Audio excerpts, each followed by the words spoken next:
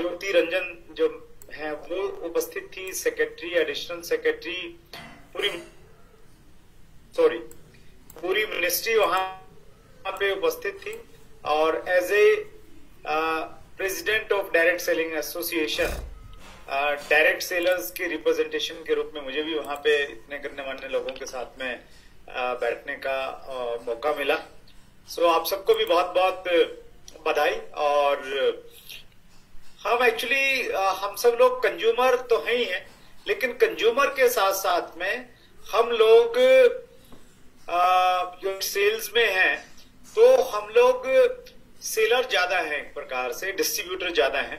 तो उस नाते हमारा ये दायित्व बनता है आज के दिन में, इस विषय पे मैं आपका थोड़ा सा ध्यान आकर्षण करना चाहता हूं कि जब भी आप किसी भी प्रोडक्ट के बारे में बातचीत करें तो आप बिल्कुल सीमा में रह के बातचीत करें। सीमा में रहने का मतलब ये है कि कोई ओवर कमिटमेंट मत करें।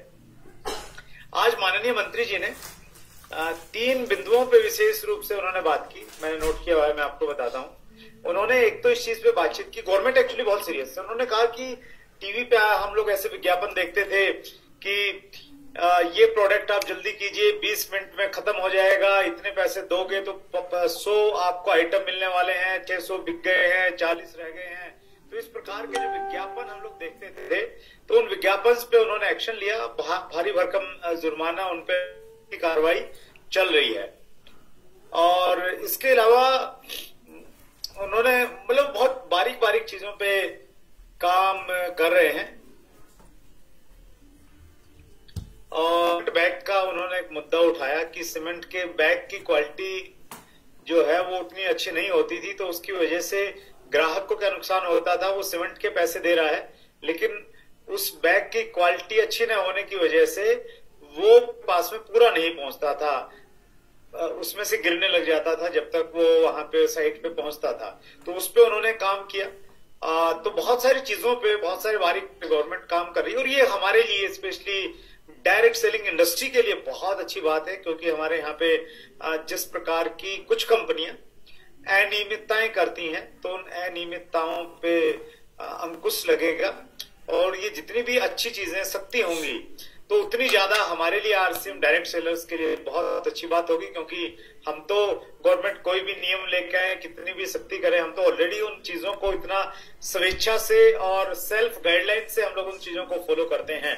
लेकिन फिर भी बीइंग ए डायरेक्ट सेलर आपको भी इस चीज का विशेष रूप से ध्यान रखना है कि अगर कभी कुछ ऐसी चीज होती तो कमिटमेंट आप वही कीजिएगा जो कंपनी आपको कहती है और जो पूरा हो सके। राइट, मार्च महीना है, और जैसे अभी अंगद मौर्य जी बोल रहे थे कि मार्च को हम लोग मार्च कम कहते हैं, इसको मिशन मंथ ज्यादा कहते हैं। मार्च और सितंबर 2 महीने होते हैं। और आरसीएम बिजनेस का जो हिस्टोरिकल डाटा है, तो हिस्टोरिकल डाटा भी ये कहता है कि सबसे ज्यादा पिने मार्च महीने में आती हैं, सबसे ज्यादा वाइटल लेवल्स मार्च महीने में आते हैं, और सबसे ज्यादा पैसा जो डिस्ट्रीब्यूशन होता है वो मई महीने में होता है, क्योंकि मार्च महीने में बहुत सारा वॉल्यूम क्रिएट हुआ होता है। सो मार्च महीना हमारे सामने है। तो मार्च महीने में वैसे तो गोल जो है ना हमारी जिंदगी में बहुत ज्यादा इंपॉर्टेंट है। सबसे पहले मैं उस पर थोड़ा बातचीत करूंगा, और फाइनली फिर हम लोग मार्च महीने पे आएंगे। तो मैं अगले 40 मिनट और आपके बीच में रहने वाला हूं। टोटल 45 मिनट का मुझे ये सेशन मिला है, और मैं कोशिश करूंगा बिल्कुल समय में अपनी बातचीत खत्म करूं। अंगद मौर्य जी ने आपसे रिक्वेस्ट किया था, मैं भी आपसे करना चाहता हूं, अगर आप वीडियो ऑन करके रहेंगे, नोट्स बनाएंगे तो बहुत अच्छा रहेगा। एक बड़ी अच्छी कोट है, knowing and not doing is equal to not knowing. यानी आप किसी चीज को जानते हैं, नोइंग मतलब किसी चीज को जानते हैं, एंड नॉट डूइंग और आप उसको कर नहीं रहे हैं, इसका मतलब ये है कि आप उसको जानते ही नहीं हैं, अपितु आपने अपना समय, अपनी एनर्जी आपने व्यर्थ कर दी। आपसे बढ़िया तो वो लोग हैं जो उसको जानते ही नहीं है, तो आप में और उनमें कोई फर्क नहीं रह गया। तो जो भी चीजें हम लोग सुनते हैं तो उनको जब तक हम लोग इम्प्लीमेंट नहीं करेंगे अपनी जिंदगी में, अपने व्यवहार में, अपने व्यापार में शामिल नहीं करेंगे तो बहुत बड़ा बदलाव आने वाला नहीं है। तो एक बहुत महत्वपूर्ण विषय है आज, न केवल बात ये मार्च के लिए इंपॉर्टेंट है, न केवल मात्र आरसीएम के लिए इंपॉर्टेंट है, अपितु जिंदगी के हर क्षेत्र के लिए ये बहुत इंपॉर्टेंट सब्जेक्ट है जिसपे हम लोग अभी बात करने वाले हैं।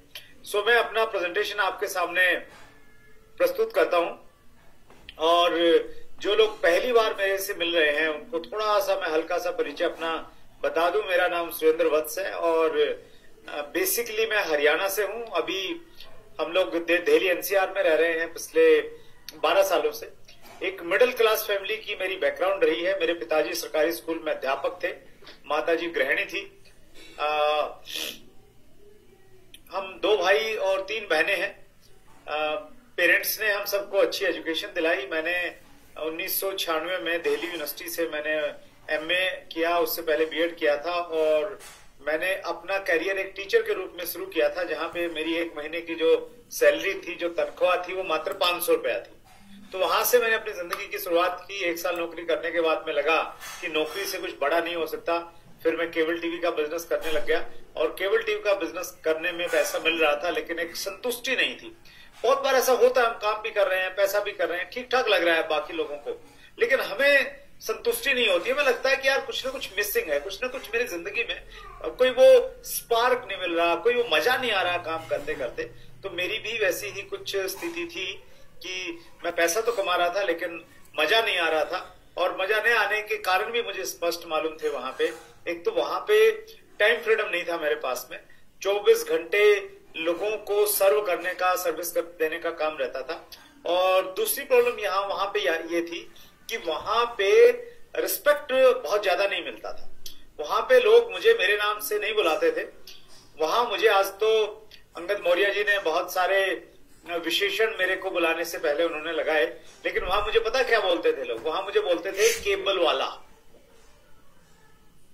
और दुनिया में हर आदमी ये चाहता है कि उसके नाम से उसको पुकारा जाए। मुंशी प्रेमचंद जी ने एक जगह लिखा है कि मानव की अभिलाषा है कि आपका नाम सफेद कागज पे काले अक्षरों में लिखा जाए और दुनिया उसको पढ़े। हर आदमी अपना रिकॉग्निशन चाहता है थोड़ा सा।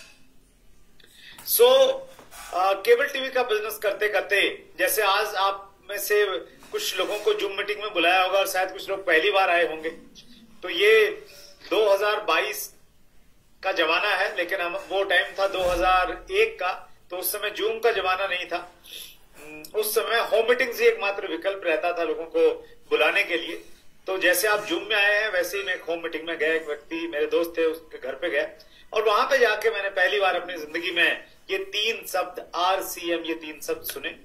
और मेरे बहुत सारे प्रश्न थे, लेकिन उन प्रश्नों के बावजूद मैंने RCM बिजनेस को ज्वाइन किया। शुरुआत में बहुत ज्यादा सीरियस नहीं था, लेकिन एक मीटिंग में जाने के बाद में मैंने इसको सीरियसली करना शुरू किया। तो बहुत सारे लोग ऐसे होंगे जिन्होंने RCM के बारे में बहुत ज्यादा नहीं जानते हैं, शायद वो ये भी नहीं जानते हैं full form right concept marketing होती है। लेकिन अगर आज आपने इसको अच्छे से जान लिया और पहचान लिया और अपनी जिंदगी के कुछ महत्वपूर्ण महीने आपने RCM बिजनेस को दे दिए, तो फिर आपकी जिंदगी में जो जो आपने कभी कल्पना की थी, सोचा था, जो सपने देखे थे, वो तो पूरे होंगे ही होंगे। लेकिन RCM बिजनेस में इतनी ताकत है कि जो आज आप सोच नहीं सकते हैं, जो आज आप सोच नहीं सकते हैं, वो RCM बिजनेस आपको दे सकता है। और मैं बहुत विश्वास के साथ में बात इसलिए कह रहा हूं क्योंकि जब मैंने RCM बिजनेस को ज्वाइन किया, उस समय मेरी सोच नहीं थी इतनी बड़ी कि मैं मर्सिडीज कार के बारे में सोचूं। मेरी सोच इतनी बड़ी नहीं थी कि मैं एक ऐसे घर के बारे में सोचूं। मतलब देखे नहीं थी कभी तक वो चीजें, तो देखेंगे तो आप सोचेंगे नहीं उन चीजों के बारे में। लेकिन मुझे RCM बिजनेस ने वो सारी की सारी चीजें दी हैं जिनके बारे में मैं कभी सोच भी नहीं सकता था और शायद देख भी नहीं पाता अपनी जिंदगी में। तो वैसी लाइफ, वैसा लाइफस्टाइल मैं आज एंजॉय कर रहा हूं। ये सब RCM बिजनेस की बदौलत है और वैसा ही एक मौका आपके सामने मिला है, बशर्ते कि आप मेहनत करने के लिए तैयार रहें, सिस्टम को फॉलो करते रहे, तो ये सारी की सारी चीजें आपको भी मिल सकती हैं। डायरेक्ट सेलिंग हमारे देश में तेजी से बढ़ने वाली इंडस्ट्रीज में से एक है। अगर हम दुनिया के कुछ आंकड़ों की बातचीत करें, WFDSA world federation direct selling association एक ऐसी संस्था है जो हर साल दुनिया के डायरेक्ट सेलिंग के आंकड़े हम सबके सामने प्रस्तुत करती है। तो 2020 के जो आंकड़े हमारे सामने आए हैं, उन 2020 के आंकड़ों के अनुसार दुनिया में सबसे ज्यादा कारोबार अमेरिका कर रहा है, $40,000 मिलियन का, और उस लिस्ट में हिंदुस्तान का स्थान 12वें नंबर पे है। हम लोग मात्र $3,000 बिलियन का कारोबार कर रहे हैं। यानी हम लोग अमेरिका के कंपैरिजन में, हमारी जनसंख्या तो बहुत ज्यादा है, लगभग कितना गुना, हम लोग लगभग 5 गुना ज्यादा जनसंख्या हमारी है, लेकिन अगर हम लोग व्यापार की बातचीत करें तो हम लोग उनसे कितना पीछे हैं। हम लोग 40 और 3 16 48, तो हम लोग लगभग 13 गुना उनसे पीछे हैं। तो ये सारी की सारी चीजें ये बता रही हैं कि हमारे देश में स्कोप बहुत ज्यादा है, और आंकड़े ये भी बताते हैं कि पूरी दुनिया में सबसे ज्यादा CAGR कंपाउंड एनुअल ग्रोथ हमारा रहा है, इंडिया का रहा है पिछले 3 सालों का। यानी हमारा बिजनेस टर्नओवर तो कम है, लेकिन हमारी ग्रोथ बहुत तेजी के साथ में, यानी दुनिया में सबसे ज्यादा स्पीड के साथ में हम चल रहे हैं। और इसी स्पीड के साथ भी अगर हम लोग चलते रहे और दूसरे देश भी इसी स्पीड के साथ में चलते रहे जो उनका CAGR है, तो 2040 के लगभग हम लोग दुनिया में सबसे ज्यादा कारोबार करने वाला देश बन जाएंगे। और मजेदार बात यह होगी उस समय कि उस बड़े टर्नओवर को लीड करेंगे RCM बिजनेस के वो लोग जो आज RCM बिजनेस को सीरियसली ले रहे हैं, क्योंकि RCM बिजनेस इकलौता ऐसा बिजनेस है जो इंडियन रेट, इंडियन कल्चर और इंडियन मेंटेलिटी के अनुसार काम करता है। इसको हम लोग कोई भी, मैं बहुत ईमानदारी के साथ में इस समय आपसे ये बातचीत कर रहा हूं, क्योंकि मैं डायरेक्ट सेलिंग इंडस्ट्री से जुड़ा हूं, मैं बहुत नजदीक से जानता हूं कंपनियों के बारे में। तो truly Indian rate culture mentality की कोई कंपनी है तो हम सब लोग की कंपनी है, और हम सब लोग इसके लिए ऊपर वाले का हमेशा शुक्रगुजार रहते हैं, और हमें रहना चाहिए, क्योंकि उन्होंने हमें हिंदुस्तान की सबसे अच्छी डायरेक्ट सेलिंग कंपनी में जुड़ने का मौका दिया है। हिंदुस्तान में बहुत सारे लोग हैं, वो ईमानदारी से काम करना चाह रहे हैं, सच्चाई के साथ में काम करना चाह रहे हैं, लेकिन दुर्भाग्य से उनके पास में अच्छी कंपनी नहीं आई।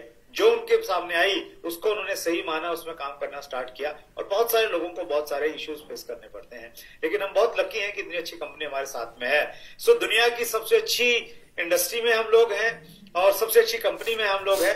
तो अब हम लोग अपने टारगेट कैसे सेट करें और कैसे उनको अचीव करें, लक्ष्यों को निर्धारित कैसे करें और कैसे उनको पूरा करें, इस सब्जेक्ट के ऊपर मैं आपसे बातचीत करना चाहता हूं। और देखिए, लक्ष्य से पहले जो शब्द है उसको हम बोलते हैं सपना, ड्रीम। मुझे कार चाहिए, मुझे एक घर चाहिए सुंदर सा, मुझे फिट रहना है, ये सारे के सारे जब मैं ऐसी बात बोल रहा हूं तो मैं सपने के बारे में बात कर रहा हूं। लेकिन जब किसी भी सपने के पीछे हम एक डेट लिख देते हैं, when the date of achieving a dream is fixed, then it becomes a goal। फिर ये एक लक्ष्य में परिवर्तित हो जाती है ये चीज। कैसे? जैसे मैं कहूं कि मुझे गाड़ी चाहिए 2022 तक, मुझे घर चाहिए 31 मार्च 2024 तक, मुझे डायमंड की पिन चाहिए 2025 तक। तो अब ये सपना नहीं है, अब ये लक्ष्य बन गया है, क्योंकि इसमें एक छोटा सा बदलाव आ गया है कि इसके पीछे तिथि निर्धारित कर दी गई है कि ये चीज मुझे कब तक चाहिए। गोल सेटिंग क्या है? गोल सेटिंग एक स्किल है, एक कौशल है। कुछ स्किल जैसी होती हैं हम सीख नहीं सकते, जन्मजात होती हैं, लेकिन सौभाग्य से ये एक ऐसी स्किल है जिसको हम लोग सीख सकते हैं। वी कैन लर्न इट, इसे सीखा जा सकता है। और दुनिया में जितनी बड़ी बड़ी ऑर्गेनाइजेशंस हैं, आप रिलायंस की बातचीत कर लीजिए, आप भारती एयरटेल की बातचीत कर लीजिए, आप कोई भी बड़ी ऑर्गेनाइजेशन, बिजनेस ऑर्गेनाइजेशन की बात कर लें, प्लेयर्स की बात कर लें, आप सचिन तेंदुलकर की बात कर लें, विराट कोहली की बात कर लें, स्पिरिचुअल लीडर्स की बातचीत कर लें, पॉलिटिकल लीडर्स की बात कर लें, हर व्यक्ति ने अपने सपनों को पूरा किया है, क्योंकि वो जाने अनजाने में गोल सेटिंग की टेक्निक को जानता था। कुछ लोगों ने तो इसको सीखा, कुछ लोगों में उन्होंने, उनकी कॉमन सेंस ने वैसा बना दिया कि वो गोल सेट करने लग गए अपनी जिंदगी में। और उनको अचीवमेंट के बाद अचीवमेंट मिलना स्टार्ट हो। तो हम भी अगर इस छोटी सी चीज को अगर हम लोग सीख जाएं और अपनी जिंदगी में अपना लें, अपनाना बहुत इंपॉर्टेंट है actually. Knowing and not doing is equal to not knowing. जब तक अपनाएंगे नहीं तब तक कुछ नहीं होगा, और अपनाएंगे तो क्या हो जाएगा, अपनाएंगे तो हम भी इतना बड़ा काम करेंगे कि लोग हमारा उदाहरण देंगे, एग्जाम्पल देंगे कि उसने ऐसा किया, तुम भी ऐसा कर सकते हो। हम लोग प्रेरणा बन सकते हैं बहुत सारे लोगों के लिए। गोल्स की बहुत महत्व है, बहुत इंपॉर्टेंस है। गोल्स क्यों बनाने चाहिए, थोड़ी थोड़ी अगर मैं बातचीत करूं तो business study says goals are important. बहुत सारे विश्वविद्यालयों में अध्ययन किया गया और वो अध्ययन बताता है कि गोल्स बहुत इंपॉर्टेंट है। ब्रायन ट्रेसी एक लेखक हैं, उनकी किताब है लक्ष्य। उसकी शुरुआत में वो कहते हैं कि मैंने अपनी जिंदगी में बहुत सारी किताबें लिखी, दुनिया के बहुत सारे देशों में भाषण दिए हैं, लेकिन कोई व्यक्ति ये कहे कि मुझे तो सिर्फ एक लाइन में बताओ कामयाबी कैसे मिल सकती है, तो ब्रायन ट्रेसी कहते हैं कि मैं एक लाइन में बता सकता हूं। और फिर वो एक लाइन लिखते हैं, यस, अशोक जी के पास में है और नवीन जी के पास में, ग्रेट, सुपर, वंडरफुल, बहुत सारे लोगों के पास में है, ज्यादा लोगों की मैं स्क्रीन देख नहीं पा रहा हूं। तो ब्रायन ट्रेसी ने वो लाइन लिखी है। फिर यहां पे वो क्या लिखते हैं, लक्ष्य बनाइए, योजना बनाइए और प्रतिदिन अपने लक्ष्यों के लिए काम कीजिए। तीन चीजें बोल दी एक लाइन में, तीन चीजें हैं, बहुत महत्वपूर्ण है। कामयाबी के लिए क्या करना है, सबसे पहले लक्ष्य बनाना है। दूसरा, योजना बनानी है, प्लानिंग करनी है कि मुझे कैसे प्राप्त करना है। और तीसरा, प्रतिदिन उसके लिए काम करना है। लेकिन मार्च महीने में मैं इसमें यह करना चाहता हूं, प्रतिदिन नहीं, प्रति घंटे नहीं, प्रति मिनट उसके लिए काम करना है। हर मिनट आपके लिए जरूरी है। उस गंभीरता के साथ में काम करेंगे तो माना आज हम लोग बातचीत कर रहे हैं 15 मार्च को, और आज आपके पास में जो है समय थोड़ा कम बचा है। 15 मार्च का मतलब ये हुआ कि अभी आज भी हमारे पास में 17 दिन तो हैं, आज के दिन को अगर हम शामिल कर लें तो अगर आप गंभीरता के साथ में काम करेंगे तो 17 दिन में भी बड़ा कुछ हो सकता है। मैं बात करूंगा आपसे इस सब्जेक्ट के ऊपर। तो ब्रायन ट्रेसी ने कह दिया कि गोल्स बहुत ज्यादा इंपॉर्टेंट है, किताब लिख दी, और मैं कुछ इंपॉर्टेंट पॉइंट आपको बताता हूं। देखिए, दो शब्द हैं, inner world and outer world. Inner world का मतलब है हमारे विचार, हमारे दिमाग में जो भी चीजें चलती रहती हैं उसको हम लोग बोलते हैं इनर वर्ल्ड, अंदर में चल रहा है, वो आंतरिक दुनिया है वो।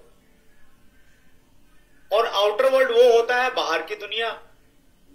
बाहर की दुनिया में क्या है, पैसा है, गाड़ी है, रॉयल्टी है, टेक्निकल है, अचीवमेंट्स हैं, ये सारी की सारी कौन सी दुनिया है, बाहर की दुनिया है। तो जानकार लोग ये बताते हैं कि आपके इनर वर्ल्ड में जो चलता है, यहां पे जो चीजें चलती रहती है ना, आप सोचते रहते हैं, विचार करते रहते हैं, तो जो यहां पे चलता रहता है वही आपके आउटर वर्ल्ड में, बाहर की दुनिया में रिफ्लेक्ट हो जाता है। तो अगर आपका लक्ष्य है और आप उसके बारे में बार बार सोच रहे हैं, बार बार विचार कर रहे हैं, तो फिर आउटर वर्ल्ड में भी वही घटित होगा। तो इसलिए लक्ष्य जरूरी है, क्योंकि लक्ष्य होंगे नहीं तो इनर वर्ल्ड काम नहीं करेगा आपका। We will feel energetic and stress will go away. जब हम लक्ष्य बनाएंगे ना, हमारे अंदर में एनर्जी आ जाती है, और जो स्ट्रेस है, तनाव है, बोरिंग है, वो सब खत्म हो जाता है सिर्फ लक्ष्य बनाते ही।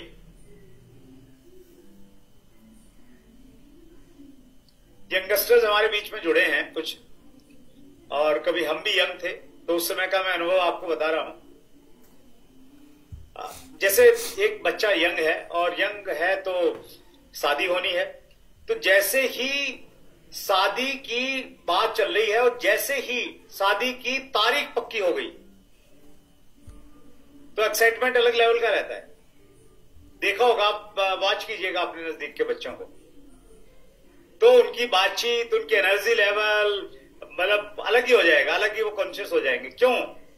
क्योंकि एक टारगेट है। टारगेट क्या है कि शादी हो रही है फला डेट को,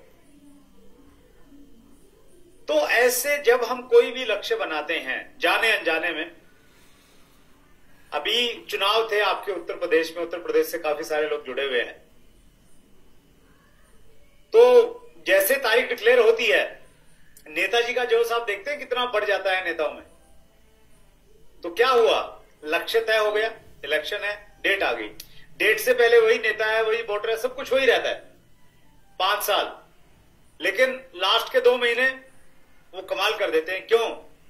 क्योंकि तारीख तय हो गई है, लक्ष्य बन गया है। तो आप एनर्जेटिक महसूस करते हैं जब आप लक्ष्य बनाएंगे जिंदगी में। ये बहुत इंपॉर्टेंट पॉइंट है जिस पे मेरा बहुत ज्यादा विश्वास है, इसको आप जरूर इस्तेमाल कीजिए अपनी जिंदगी में। ये पॉइंट कह रहा था, process of achieving goals will give you the confidence and a belief in yourself that you can achieve a higher goal. लक्ष्य बनाने की और प्राप्त करने की जो प्रक्रिया है, लक्ष्य बनाने की और प्राप्त करने की जो प्रक्रिया है, ये प्रक्रिया हमारे कॉन्फिडेंस लेवल को, हमारे हौसले को और हमारे बिलीफ को, हमारे विश्वास को बढ़ा देती है कि हम और बड़ा लक्ष्य प्राप्त कर सकते हैं।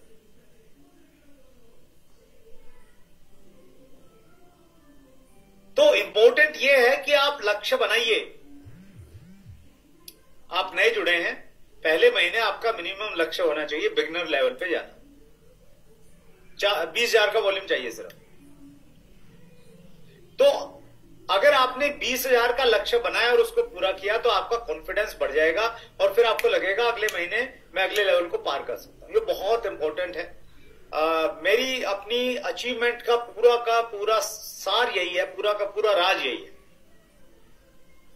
कि आप छोटे छोटे लक्ष्य बनाइए। वो बहुत इंपॉर्टेंट है। काफी बड़े बड़े अचीवर्स यहां बैठे हैं, उनको मैं एक लक्ष्य देना चाहता हूं जिस पे मैंने काम किया।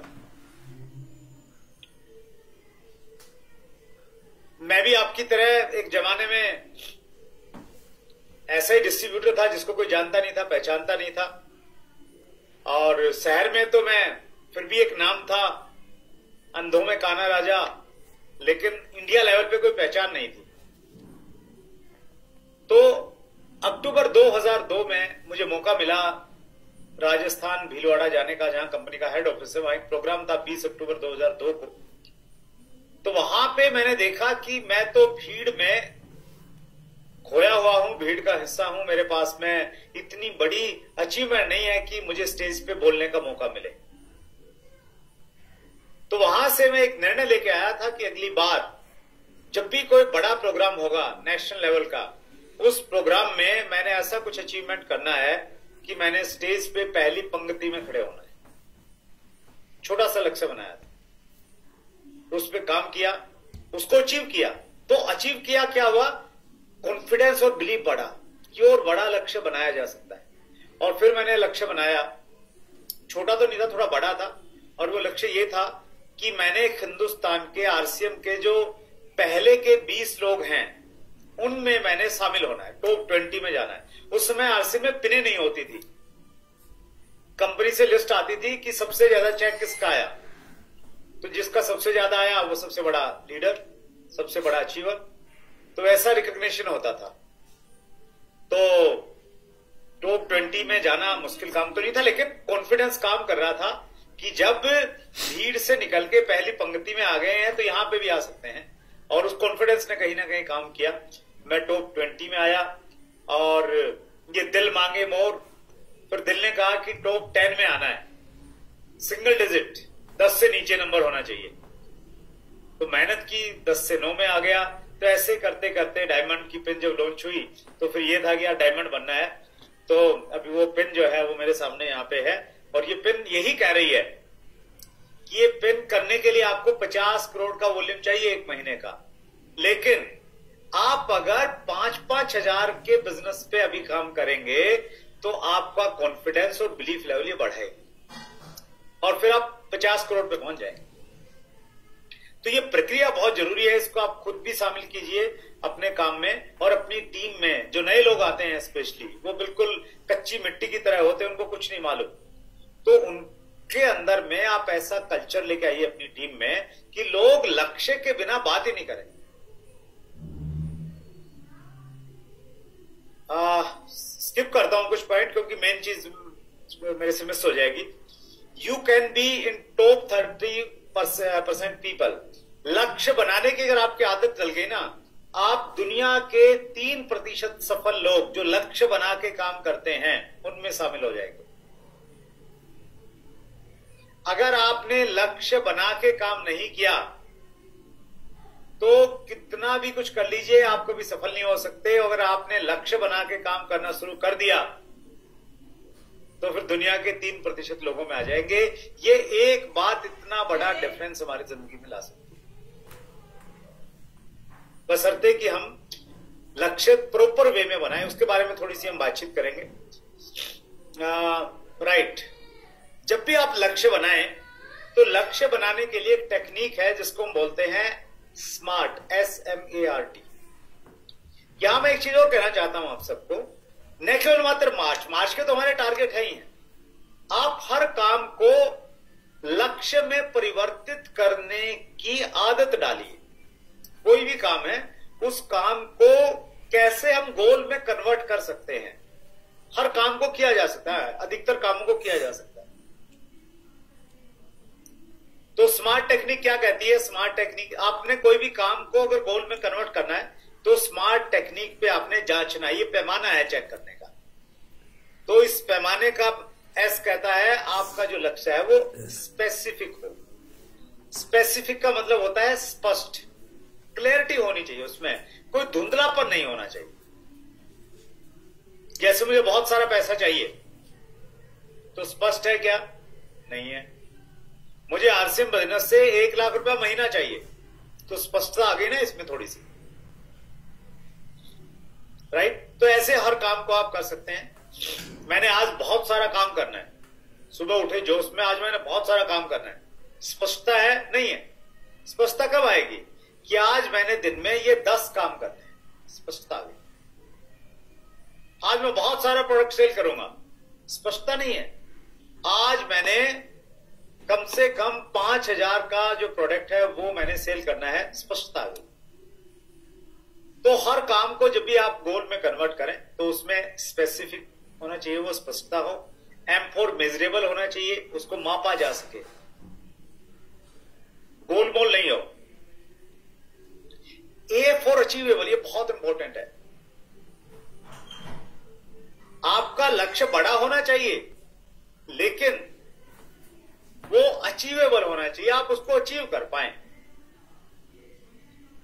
बहुत सारे लोग हर महीने लक्ष्य बनाते हैं और हर महीने अपने लक्ष्यों को पूरा नहीं करते हैं, और हर महीने लक्ष्य बनाते हैं और बाद में क्या करते हैं? बहाने बनाते हैं। इस बार इलेक्शन था इसलिए नहीं हुआ, और इस बार जिसको वोट दिया था वो जीत गया इसलिए नहीं हुआ, अगली बार वो मंत्री बन गया इसलिए नहीं हुआ। तो हम बहाने बनाते हैं वो लोग।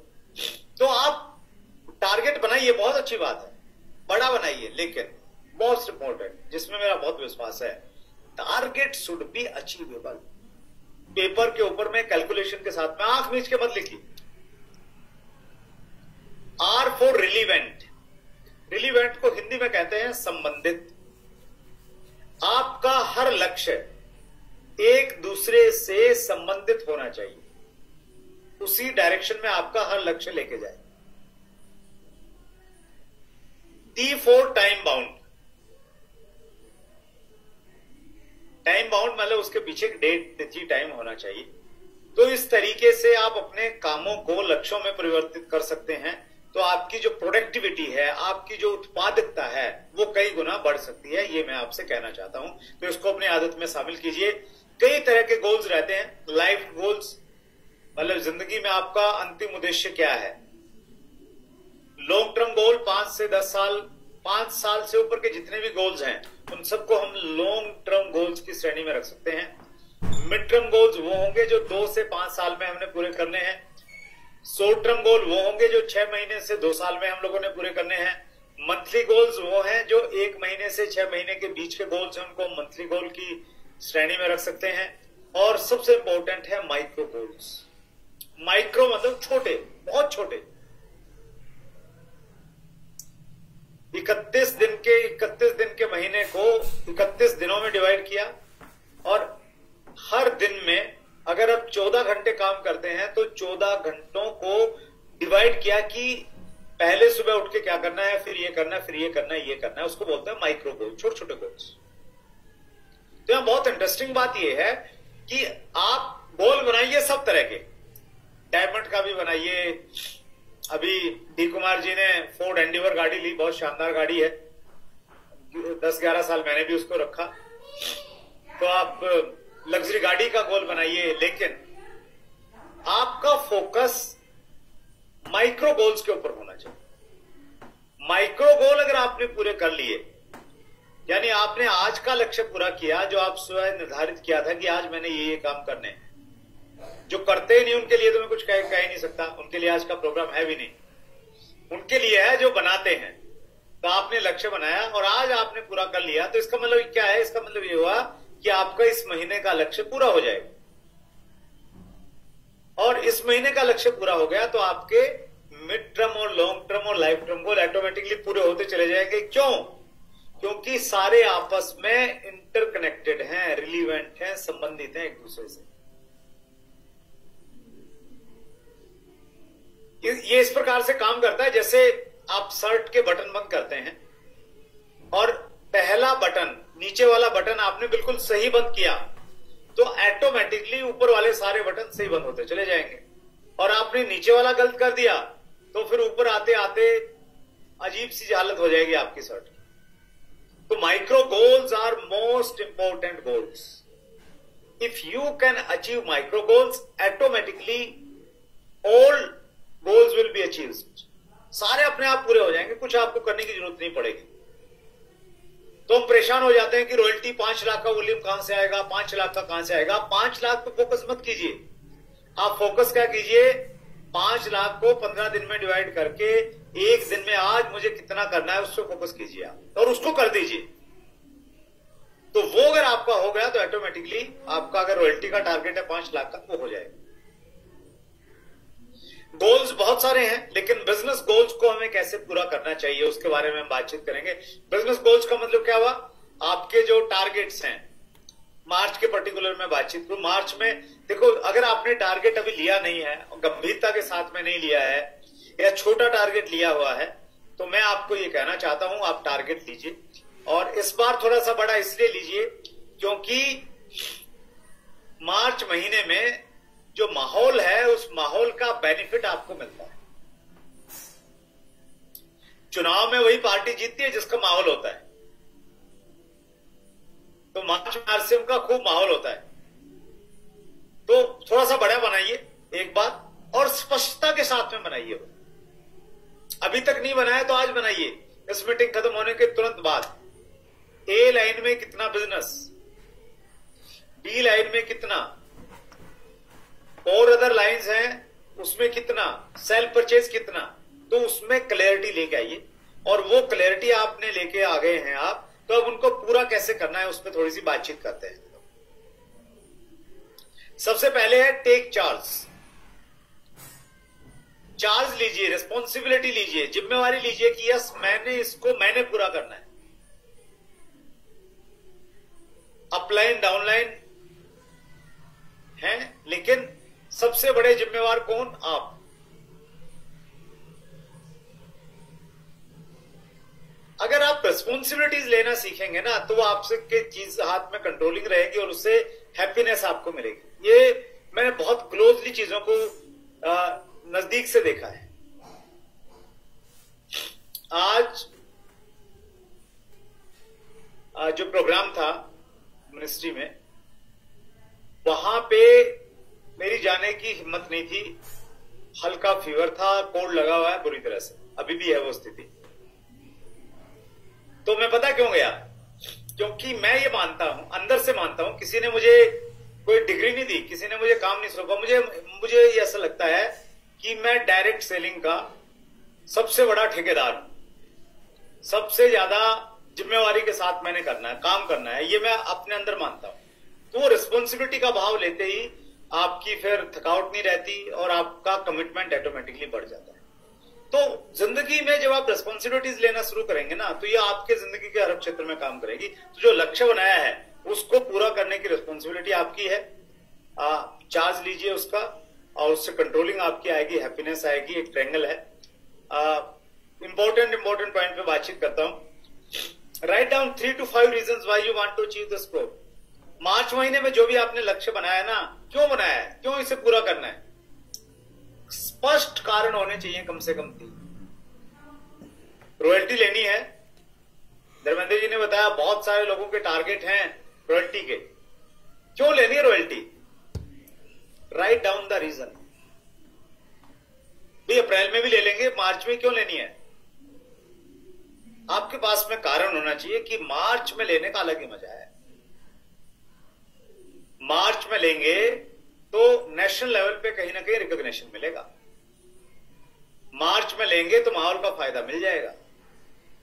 मार्च में इसलिए लेनी है कि मोमेंटम बनाना है, अगले फाइनेंशियल ईयर में एक अचीवमेंट के साथ में एंटर करना है। अभी इसलिए लेनी है कि बहुत दिन हो गए, आजू बाजू वाले लोग मजाक उड़ाते हैं, कहते हैं कब आएगी रॉयल्टी, इसलिए लेनी है। मैं उन लोगों के लिए कह रहा हूं जिन्होंने रॉयल्टी का टारगेट लिया हुआ है। आपने कम का लिया हुआ है, आप कम पे काम कीजिए, लेकिन जो भी टारगेट है वो आपने क्यों लिया है उसका कारण आपके पास में होना चाहिए। ये बहुत इंपॉर्टेंट पॉइंट है, मेरा इस पर बहुत विश्वास है। लक्ष्य को प्राप्त करने की बर्निंग डिजायर, तीव्र इच्छा शक्ति आपके अंदर में होनी चाहिए।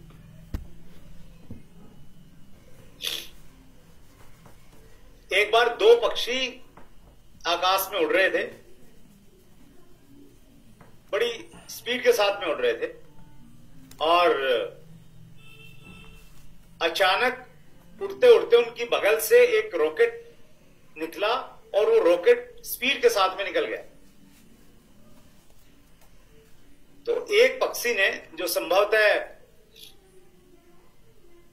छोटा था, उसने दूसरे से पूछा कि ये कौन सा पक्षी था जो इतनी स्पीड के साथ में चला गया, आंखों से ओझल हो गया तुरंत।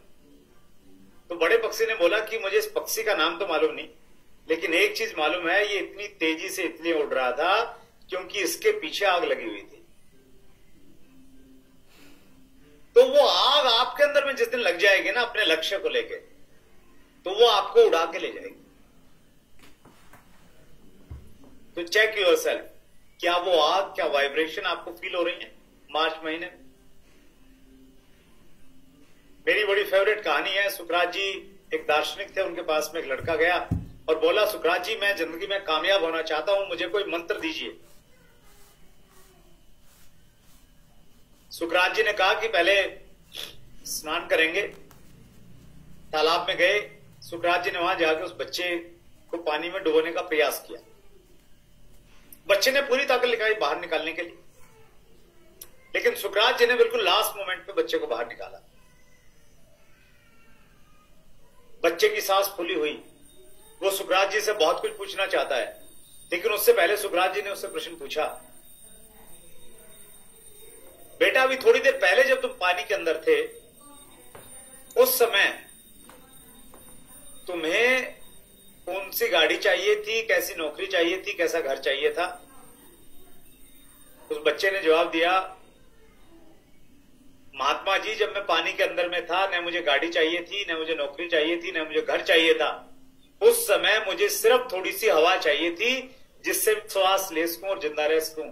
सुकरात जी ने कहा कि अगर सफलता चाहिए और बड़ी सफलता चाहिए तो याद रखना वो कभी मुफ्त में, फोकट में, फ्री में नहीं मिलेगी। जिस प्रकार तुम पानी में हवा के लिए तड़प रहे थे, जिस दिन किसी भी चीज के लिए इतना तड़पने लग जाओगे, वो चीज चल के तुम्हारे पास आ जाएगी, तुम्हें जाना नहीं पड़ेगा, वो चल के आएगी। तो are we serious about our March targets? अगर हम लोग सीरियस हैं, वो बर्निंग डिजायर है, माहौल बनेगा, परमात्मा आ जाएंगे आपकी सहायता करने के लिए। तो चेक योरसेल्फ, वो बहुत इंपॉर्टेंट है। विजुअलाइज योर गोल, जो भी आपका गोल है उसको विजुअलाइज कीजिए, ये महसूस कीजिए कि आपने उसको प्राप्त कर लिया है, और उसकी सेलिब्रेशन को आंखें बंद करके एंजॉय कीजिए। इसमें पावर है, मॉडर्न साइंस ये कहती है, if you can visualise you can actualise. अगर आप किसी भी चीज को देख सकते हैं अपनी बंद आंखों से, तो आप उसको हकीकत में पा सकते हैं। इनर वर्ल्ड आउटर वर्ल्ड की बात हम कह रहे थे। इनर वर्ल्ड में जो चीजें हैं तो आउटर वर्ल्ड में घटित हो जाएंगी। सेट प्रायोरिटीज, प्राथमिकताएं तय कीजिए, बहुत इंपॉर्टेंट पॉइंट है। 17 दिनों में बड़ा काम हो सकता है। कब होगा? जब इन 17 दिनों को आप बहुत फोकस्ड रह के काम करेंगे। 17 दिनों में मैं अपना एक पर्सनल एग्जांपल देता हूं हमेशा, जो मेरी लाइफ की बहुत बड़ी लर्निंग है। मैंने एज ए टीचर पढ़ाना शुरू किया, साथ में दिल्ली यूनिवर्सिटी में मैंने एडमिशन लिया। डेट शीट आने के बाद में ये डिसाइड किया कि एग्जाम देने हैं। उससे पहले कोई तैयारी नहीं थी। किताबें खरीदी कब? डेट शीट आने के बाद। और इतना पढ़ाई की, फिर दिल्ली जाके कमरा किराए पे लिया, वहां पे इतनी पढ़ाई की कि हम लोग कितना घंटे पढ़ते थे? 24 घंटे में से 16 घंटे 18 घंटे पढ़ते थे। बर्निंग डिजायर थी एक, मालूम क्या? पास होना है। अगर फेल हो गए तो स्कूल में बच्चे मजाक करेंगे कि मास्टर जी फेल हो गए हैं, क्योंकि बच्चों को मालूम है कि मास्टर जी पेपर देने गए हुए हैं। तो इस बार फेल नहीं हो जाए किसी भी कीमत पे, इसलिए इतनी पढ़ाई की। और एक कारण यह भी था कि पूरा साल कुछ पढ़ा नहीं था, तो इसलिए भी पढ़ना जरूरी था।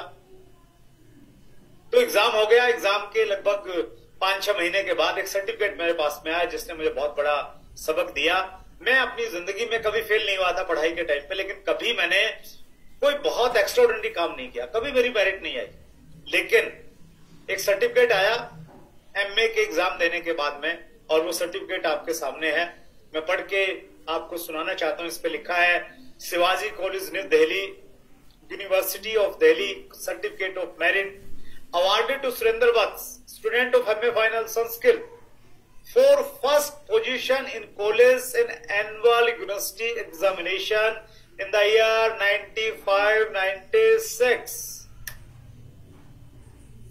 मैंने शिवाजी कॉलेज में टॉप कर दिया। डेट शीट आने के बाद में किताबें खरीदी और पढ़ाई।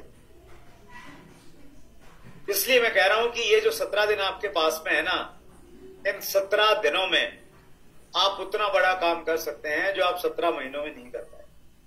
वैसे फोकस रह के काम करना हो सकता है।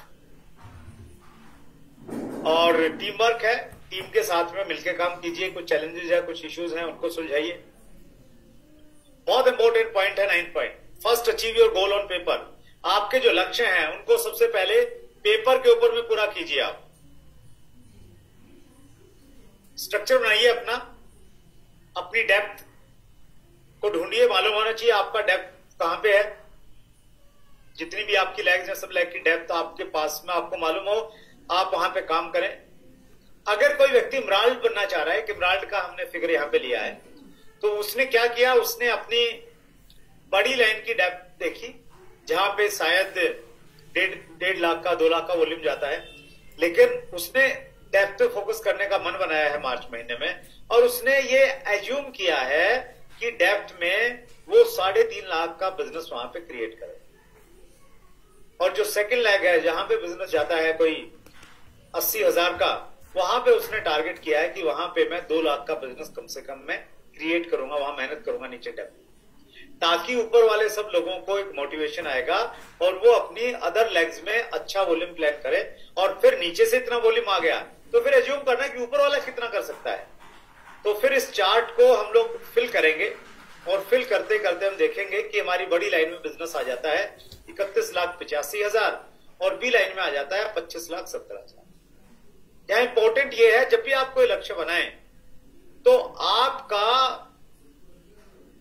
टारगेट से 20% ज्यादा वॉल्यूम पेपर के ऊपर में दिखना चाहिए, ताकि अगर कहीं से कम भी हो गया, 5-10% कम हुआ, तो अपने टारगेट को अचीव करें। एक बात। दूसरी बात, जब आप क्लोजिंग करते हैं ना बिजनेस की, तो उस समय आप मार्जिन से आप बिजनेस को क्लोज कीजिए।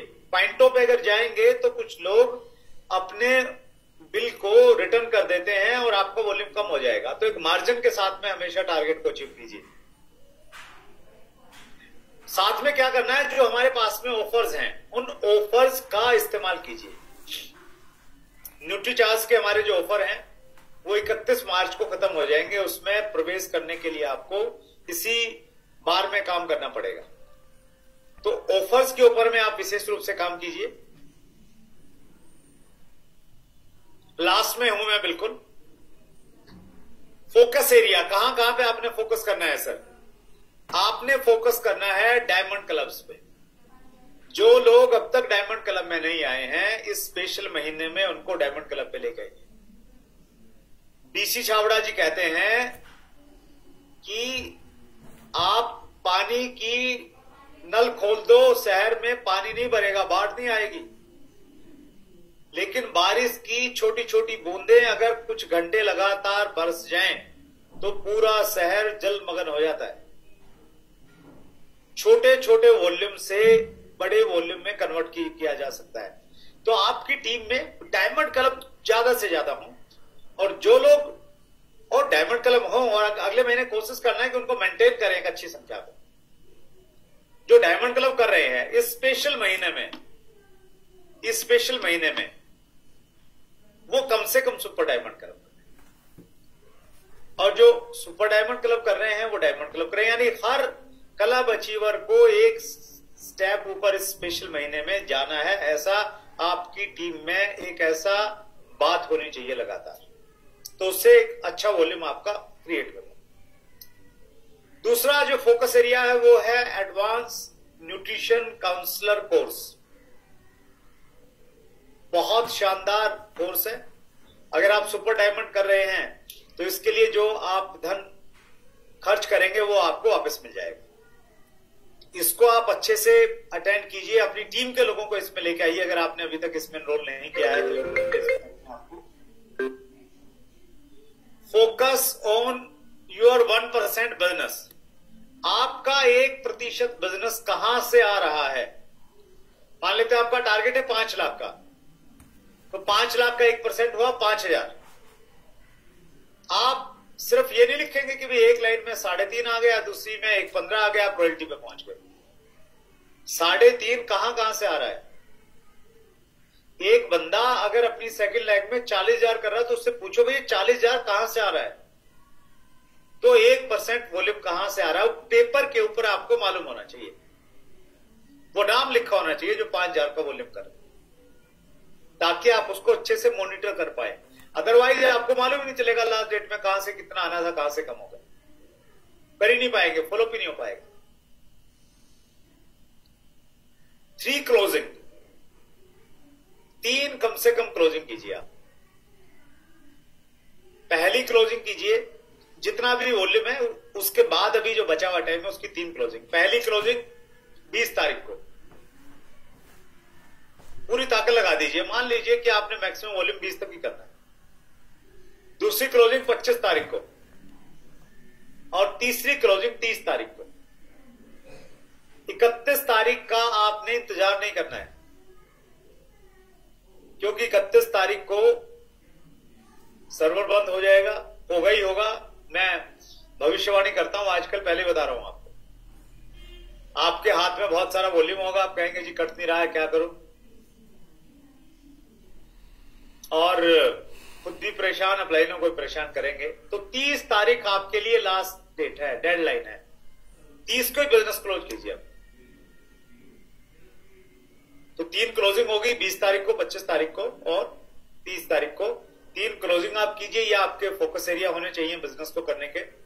Put all efforts to achieve your goal. पूरी ताकत लगा दीजिए, जितनी अक्षमता आपके अंदर है ना, परमात्मा ने जितनी दिया है वो सारी ताकत लगा दीजिए, कुछ भी छोड़िए मत। क्योंकि इस बार अगर आपने कुछ अच्छा कर दिया तो फिर आगे की संभावनाएं आपके लिए बड़ी हो सकती है। रुके हुए बिजनेस को नेक्स्ट लेवल पे जाने में जोर लगता है, नो डाउट। मैंने अपने एक एक्सपीरियंस से एक और चीज सीखी है, लास्ट में वो आपसे शेयर करना चाहता हूं। जब मैंने बिजनेस की शुरुआत की तो मेरे पास में बजाज चेतक स्कूटर था। उसके बाद में मैंने एक मारुति 800 कार खरीदी, पुरानी थी, ज्यादा पैसे थे नहीं, और जो पुरानी गाड़ियां हैं वो सबसे ज्यादा परेशान करती हैं सर्दी में, क्योंकि जिसके पास पुरानी है इसके बात यह है कि पैसे की उसके पास कड़की है थोड़ी सी। तो मेरे पास भी पैसे की कड़की थी शुरुआत में। अब जब बैटरी आपकी गर्मी में तो काम देती है, सर्दी में आपकी बैटरी बोल जाती है, स्टार्ट नहीं होती। तो मेरी जो गाड़ी थी उसकी बैटरी सर्दी में काम नहीं करती थी। तो वहां से मैंने एक चीज सीखी। शुरुआत में तो जो अड़ोसी पड़ोसी थे वो थोड़ा हेल्प करते, उनसे रिक्वेस्ट करते थे कि भाई साहब थोड़ा धक्का लगाना, वो लगा देते थे, गाड़ी स्टार्ट हो जाती थी। लेकिन अब पड़ोसी को बैल बजा के बाहर नहीं निकाल सकते ना कि भाई साहब आइए थोड़ा धक्का लगाइए एक बार, वो पड़ोसी बदल लेंगे आपका। तो मेरा घर जो था, जींद में रहते थे हम लोग, तो वो एक ऐसी जगह पे था जहां पे वो रोड चलता था, लोग आने जाने वाले वहां से गुजरते थे। तो किसी दिन गाड़ी स्टार्ट नहीं हो रही है, कोई हल्का फुल्का आदमी है थोड़ा ढीला ढाला सा, तो मैं उससे रिक्वेस्ट करता कि भाई साहब गाड़ी में कुछ प्रॉब्लम आ गई, थोड़ा धक्का लगाएंगे? तो बोलेगा हाँ लगाता हूं। तो वो धक्का लगाता, गाड़ी स्टार्ट होने को होती, तब तक वो बंदा थक जाता, हांफने लग जाता, तो छोड़ देता। फिर उससे मैं रिक्वेस्ट करता भाई साहब स्टार्ट होने वाली थी, बस एक बार हो। तो वो अपनी ताकत समेट के फिर धक्का लगाता, फिर बिल्कुल स्टार्ट होने वाली होती, फिर वो जवाब दे जाता। तीसरी बार फिर लगाता। तो उसमें होता क्या, वैसे तो गाड़ी आगे चली गई है लेकिन स्टार्ट नहीं हुई है, क्योंकि ताकत एक साथ नहीं लगी, टुकड़ों में लग रही है। कई बार क्या होता कि एक साथ में ग्रुप जा रहा है 4-5 बच्चों का, और उनसे वो कहते कि भाई साहब थोड़ा धक्का लगाएंगे? तो वो ग्रुप में वाले लोग वैसे ही जोशीले होते हैं, तो वो 4-5 जब मिलके धक्का लगाते तो बस एक धक्के में ही गाड़ी तुरंत स्टार्ट हो जाती। और एक बार स्टार्ट होने के बाद में उसको कितना मर्जी चलाओ, 200 किलोमीटर चलाओ, 500 चलाओ, रुकने का नाम नहीं लेती थी। तो उससे मैंने एक सबक सीखा है कि अगर आपने एनर्जी एक साथ में लगा दी तो काम बनता है। तो इस बार अगर आपने पूरी ताकत से धक्का लगा दिया ना अपने बिजनेस पे, मार्च में अपने लेवल को अगर ले गए आप, गड्ढे में गाड़ी फंसी होती ना तो वो भी निकल जाती है, तो फिर वो रोड पे आ जाती है। तो फिर मार्च से अप्रैल जो नया फाइनेंशियल ईयर आपकी गाड़ी रोड पे होगी, और अगला फाइनेंशियल ईयर आपका बहुत बड़ा हो सकता है। आप बहुत लकी हैं कि आप हिंदुस्तान की सबसे तेजी से काम करने वाली टीम का हिस्सा हैं। आपके बहुत सारे अप्लायंस हैं, लेकिन मैं कॉमन अप्लायंस की बात करूं, धर्मेंद्र जी की, मतलब उन जैसा पागलपन, उन जैसी आग टारगेट को लेके मैंने बहुत कम लोगों में देखने को मिली। उनकी एनर्जी के साथ, उनके एक्साइटमेंट के साथ में आपके पास में बहुत सारे लीडर हैं। ऊपर में शेखर जी हैं, स्पेशली मैं सुजीत कुमार सिंह जी की बातचीत करूं तो उनके अंदर में जो डिसिप्लिन है, उनके अंदर में जो समझ बूझ है, वो जिस तरीके से चीजों को प्लान करते हैं, डाटास के ऊपर में काम करते हैं, मुझे बहुत प्राउड फील होता है। और मैं इस टीम का भविष्य बहुत सुनिश्चित इसलिए देख रहा हूं कि यहां पे दोनों चीजों का बहुत शानदार कॉम्बिनेशन है। यहां धर्मेंद्र जी का जोश है और सुजीत जी का जो एक स्टीक वर्किंग रहती है वो है, और इसी वजह से ये टीम बहुत तेजी के साथ में पूरे हिंदुस्तान में ग्रो कर रही है और बहुत ही आगे जाएगी। मैं बहुत सारे प्रोग्राम में जाता हूं, और लेकिन 1000 का जो मीटिंग रूम होता है वो लास्ट तक आते आते 700 में सिमट जाता है। लेकिन ये पहला ऐसा मैं मीटिंग रूम देख रहा हूं कि लास्ट में भी 994 लोग अभी भी यहां पे उपस्थित हैं। तो ये कहीं ना कहीं इस चीज को दर्शाता है कि आपकी पूरी टीम किस प्रकार से सीखने को महत्व देती है, किस प्रकार से आपकी जो टीम है पूरी की पूरी वो बहुत सीरियस है अपने टारगेट्स को लेके और सारी चीजों को लेके। तो कहीं ना कहीं ये सारी की सारी चीजें वो दर्शाती हैं।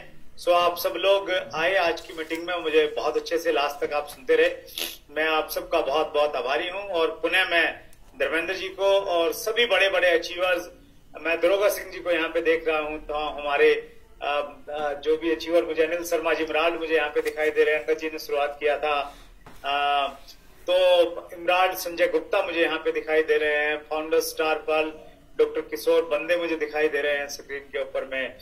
सो बड़े बड़े अचीवर्स मुझे यहाँ पे दिख रहे हैं सर, ईगल अचीवर, और तो बहुत सारे लोग मुझे दिख रहे हैं। तो इतने बड़े बड़े अचीवर्स यहाँ पे उपस्थित हैं, उनका मैं विशेष रूप से धन्यवाद करता हूँ कि उन्होंने आज की मीटिंग को इतना महत्व दिया और आज की मीटिंग में वो आए। सो एक बार फिर पुनः आप सबका बहुत बहुत धन्यवाद। सुशील जी को मैं देख रहा हूँ, फाउंडर रूबी सुशील जी भी हमारे बीच में है।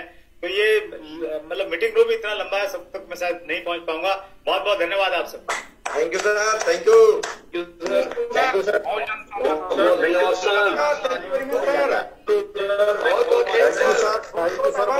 बहुत अभिनंदन, वेलकम सर, बहुत बहुत धन्यवाद, थैंक यू, सबको धन्यवाद सर। और हम सभी लोग सर का स्वागत करते हैं और हम लोग के बीच में डी कुमार सर भी आ चुके हैं और जिनका बेसब्री से इंतजार था। सर आज रास्ते में थे तो हम चाहेंगे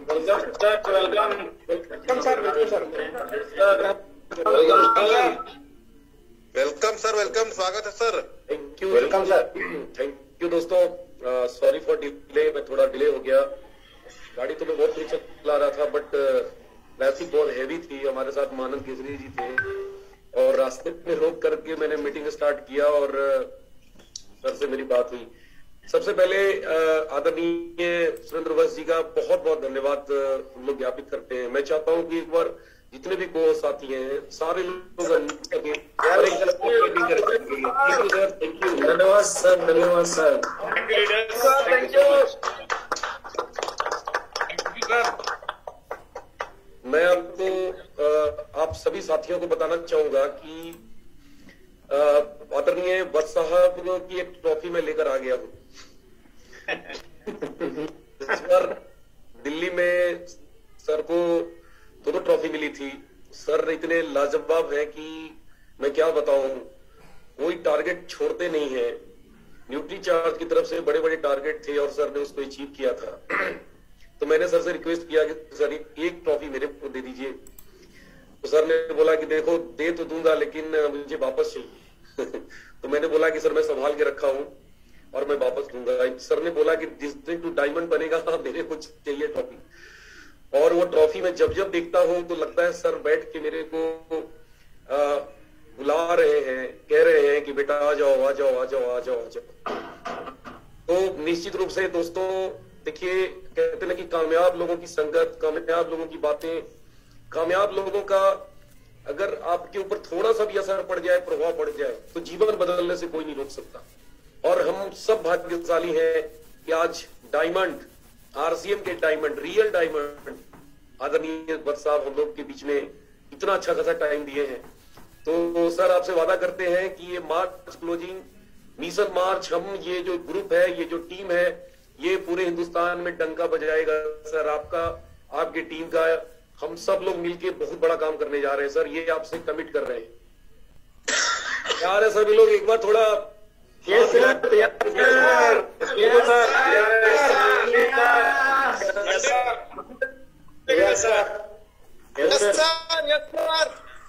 सर आज आपने इतना ज्यादा हम लोगों को मोटिवेट कर दिया। अभी मैं देख रहा था जो आप आपने अपना सर्टिफिकेट दिखाया कि किस तरह से कम समय में पढ़ के और आपने पूरे यूनिवर्सिटी में टॉप किया। समय मायने नहीं रखता है दोस्त, मायने रखता है आपके अंदर बर्निंग डिजायर। और सर के अंदर जो बर्निंग डिजायर है, आज वो बर्निंग डिजायर हम लोगों में सर ने ट्रांसफर किया है। तो बहुत बहुत धन्यवाद सर।